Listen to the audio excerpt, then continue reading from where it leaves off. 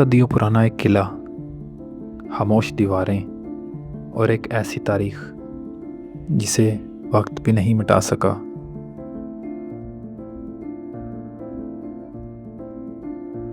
और फिर एक ऐसा सनसेट जिसने पूरे सफ़र को हमेशा के लिए यादगार बना दिया।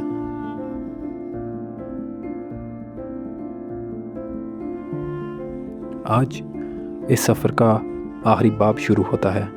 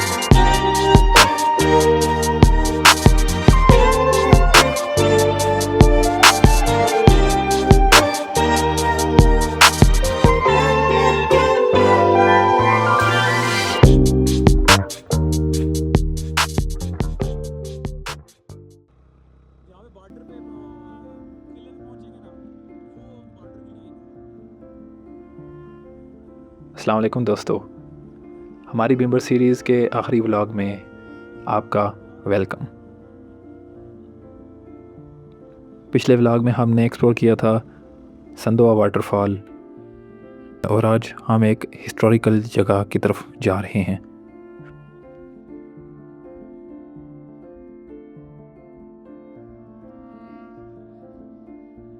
यहाँ पर दीवारें अपनी कहानी खुद सुनाती हैं।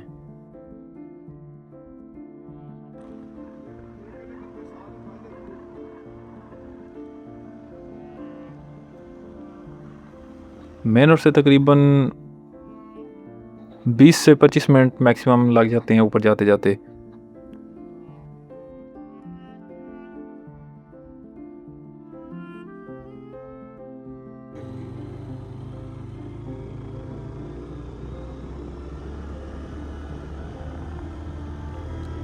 पर जाते जाते सफ़र आपको यकीनन बहुत मज़े का लगेगा। एक तो चीड़ के दरख्त, ठंडी हवा, रोड थोड़ी सी ख़राब है। आप आवाज़ सुन नहीं सकते होंगे, मेरे मोटरसाइकिल की बस कर गया था।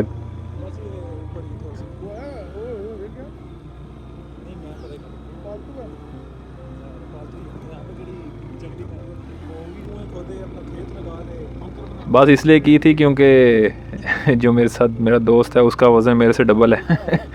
अगर मेरा 75 है तो गैस कर लें फिर।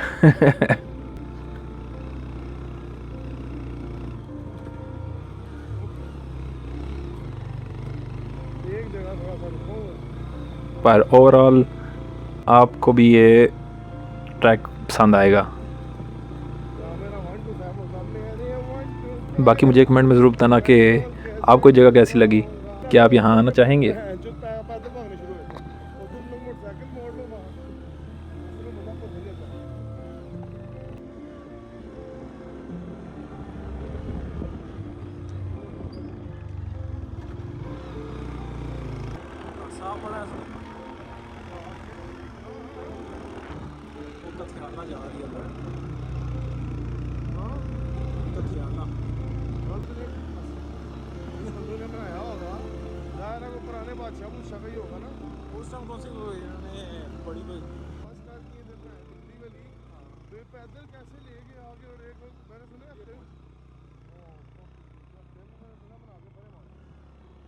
ये है बागसर फोर्ट।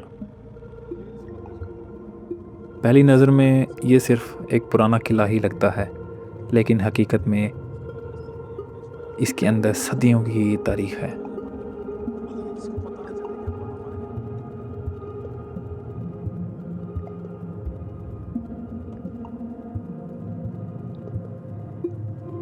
तारीखी तौर पर ऐसे किले सिर्फ रहने के लिए नहीं होते थे, ये दिफा के लिए बनाए जाते थे, रास्तों पर नज़र रखने के लिए और दुश्मन की मूवमेंट्स को रोकने के लिए।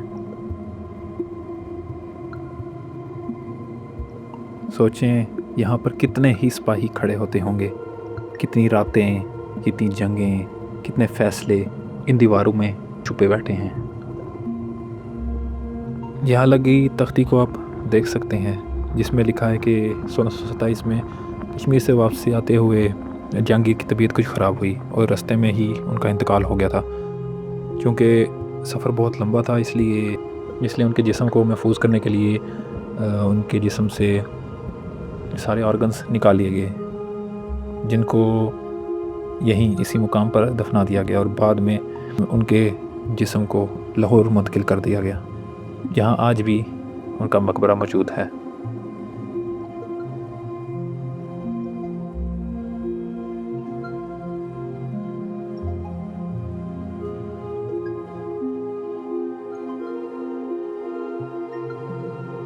इंडिया और पाकिस्तान के बॉर्डर पे मौजूद ये बागसर किला पाकिस्तान के लिए एक एडवांटेज पॉइंट भी है। मुग़ल दौर में बनाए गए किले सरहद के इस तरफ भी हैं और सरहद के उस पार भी।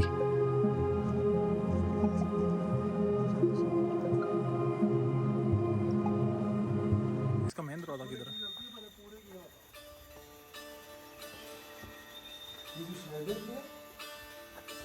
ऐसी जगहों पर आकर इंसान आहिस्ता बोलने लगता है, क्योंकि यहाँ खामोशी भी ऊंची सुनाई देने लगती है। यहाँ खड़े होकर ऐसा महसूस होता है कि जैसे वक्त रुक सा गया हो।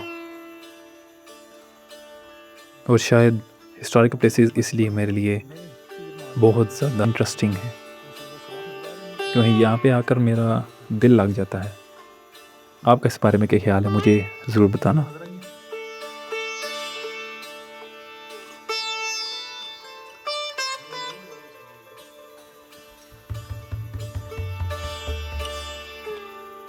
इन केस यू वंडर कि बहुत सारे किले हाइट पे क्यों होते हैं, तो हाइट पे होने की वजह ये होती है कि अगर तो इनको कोई ख़तरा हो किसी एनिमी का या कुछ भी, तो एक किले से दूसरे किले तक जो ख़बर पहुंचाई जाती थी ना, उस टाइम तो इतने घोड़े या इतने रफ्तार से कुछ चलने वाली चीज़ तो है नहीं थी, ना कबूतर उड़ने के लिए कोई है थी, क्योंकि कबूतर भी मोस्टली जो से आए थे ना वो दुश्मन पकड़ लेते थे। तो इतने हाइट पे होने की वजह से मिसाल जलाई जाती थी, मतलब कि आग की बड़ी सी अलाव जलाया जाता था ताकि नेक्स्ट किले को खबर की जाए। तो इसी तरह पूरी चेन बनती थी।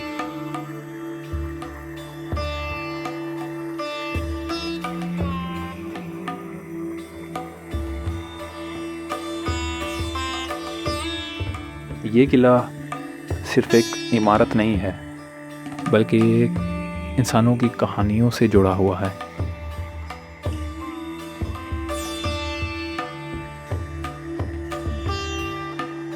क्योंकि यहाँ पर सैकड़ों सिपाहियों की अपनी दास्तान मौजूद है।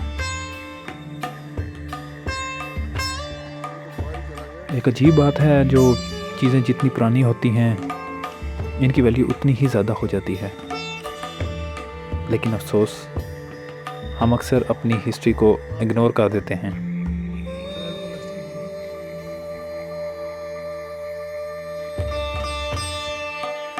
और ऐसी हिस्ट्री को मौसमी तब्दीलियों और वक्त के ऊपर छोड़ देते हैं।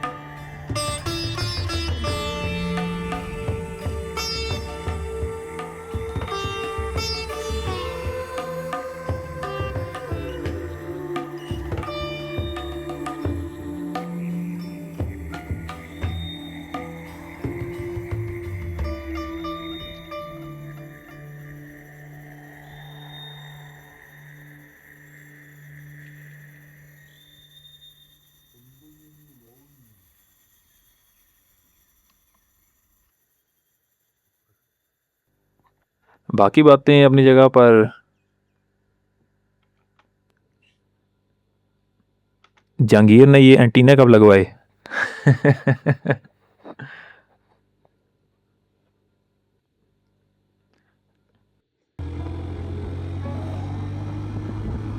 वक्त था अब वापस लौटने का, लेकिन सफ़र अभी ख़त्म नहीं हुआ था, क्योंकि कभी कभी दुनिया का सबसे खूबसूरत हिस्सा आखिर में मिलता है। समानी से वापसी पर पुणे से होते हुए रास्ता पीर गली हमने वापसी का सफ़र चुना, और पीर गली पे आके हमने कुछ स्टे किया। यहाँ पे रुकने का बहुत ही दिल करता है। ये जगह इस्लामगढ़ से पहले आती है, और सफ़र से वापसी पर हमने अपना आखिरी स्टॉप यहीं रखा, और सच कहूँ तो ये फ़ैसला बहुत बेहतरीन था।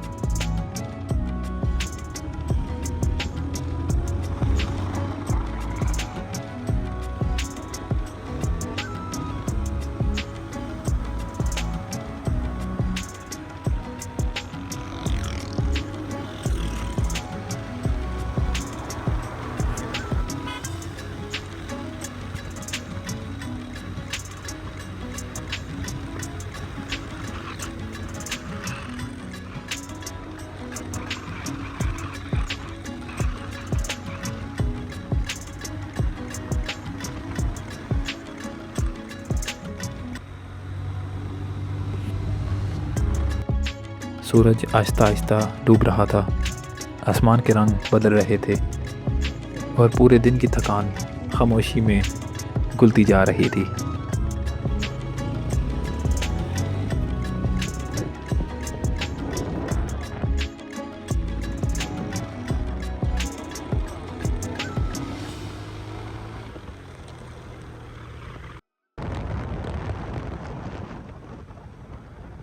कभी कभी सनसेट सिर्फ एक मंज़र नहीं होता, ये आपके लिए एक रिमाइंडर के तौर पर आता है कि हर चीज़ का एहतमाम होता है, लेकिन खूबसूरती के साथ।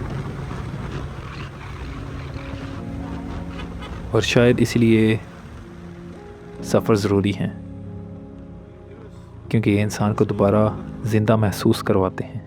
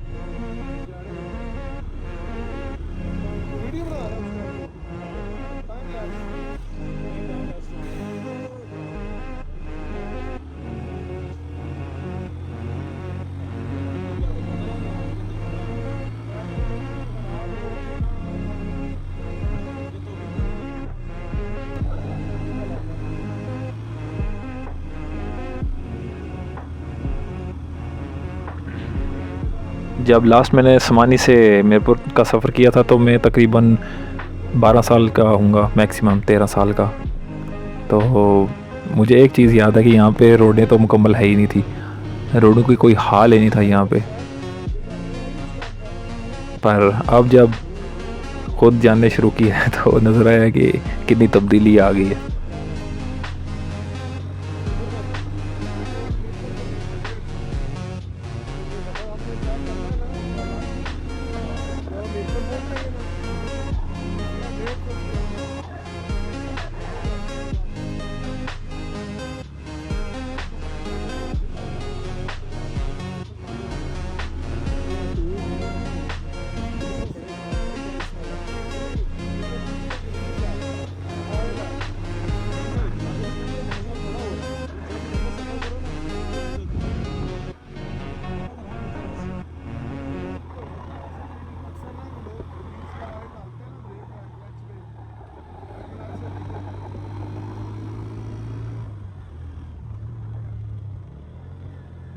लैंडस्लाइडिंग हो जाए ना।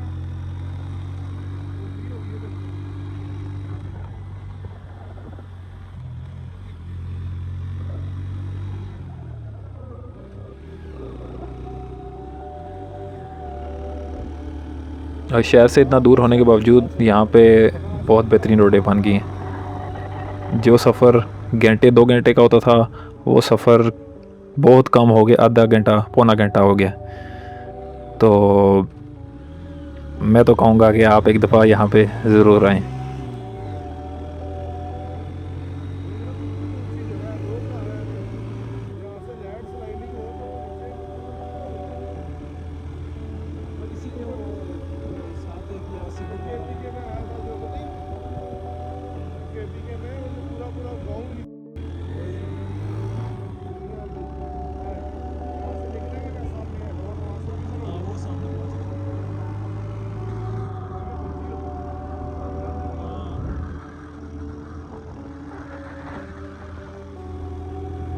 हमने यहाँ पर नमाज़ अदा की और सफ़र में नमाज का सुकून वाकई बहुत मुख्तलिफ होता है। ऐसे मानो कि पूरे सफ़र की थकान आपकी वहाँ ही ख़त्म होगी।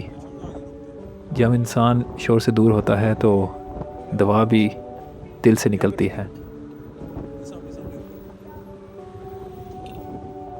फिर गली में रुकने का यकीनन आपका भी दिल चाहेगा, और कैसे ना चाहे। मीरपुर में मौजूद ये जगह सबसे बेहतरीन है। यहाँ पे मौजूद और भी जगह है, खंडी दरबार, जहाँ फिर कभी हम विज़िट करेंगे, पर यहाँ से आप व्यू देख सकते हैं। यहाँ पे आकर ऐसे लगता है कि अब मरी आ गए हैं। हालांकि मरी की हाइट बहुत ज़्यादा ऊंची है, मगर मीरपुर के हिसाब से यहाँ पर टेम्परेचर बहुत ज़्यादा मज़े का होता है। इस पूरी सीरीज़ में हमने क्या क्या चीज़ें एक्सप्लोर की: पुराना दरवाज़ा, मुग़ल बावली, हैंगिंग ब्रिज, बाबा शादी शहीद दरबार, संदुआ वाटरफॉल, और यकीनन वो जगह जहाँ पर हमें जाने से रोक दिया गया और आखिर में बागसर किला और उसके साथ खूबसूरत सा सनसेट।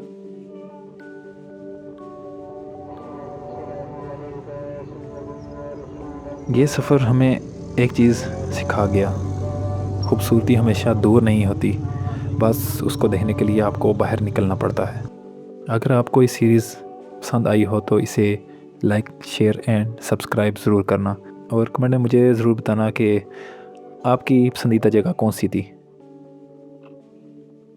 तो मिलते हैं फिर अगले सफ़र में। अल्लाह हाफिज़।